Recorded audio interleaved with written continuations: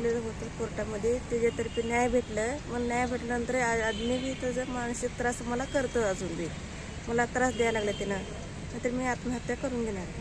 ठीक आहे, काय त्रास काय देतोय तुम्हाला ते? धमकी देते वगैरे आणि म्हणजे असल्या काही गोष्टी बोलते ते ना. ठीक आहे, हा प्रकार कधी घडला तुम्हाला धमकी वगैरे देण्याचा?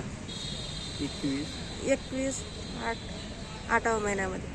मग त्याची तक्रार केली होती पोलीस स्टेशनमध्ये हो, आपण? दिली होती. मग तिकडून काय सांगितलं तुम्हाला, उत्तर वगैरे देण्यात आलं? नाही, मला काहीच दिलं नव्हतं उत्तर वगैरे. ठीक आहे, मग आता तुमची मागणी काय आहे? मागणी नाही, त्याने खोटं आरोप माझ्यावर करायला लागले. त्यांना सारखं वारंवार त्रास देत आहे, खोटं आरोप करतोय.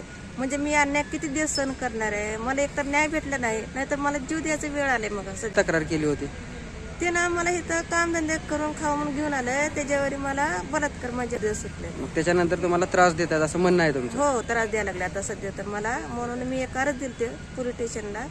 मग त्याचं मला काय हे आलं नाही. मग त्यानं माझ्यावर खोटं आरोपवर आरोप करायला लागले माझ्यावर. ठीक आहे, मग आता तुम्ही काय तक्रार केली आहे SP ऑफिसला?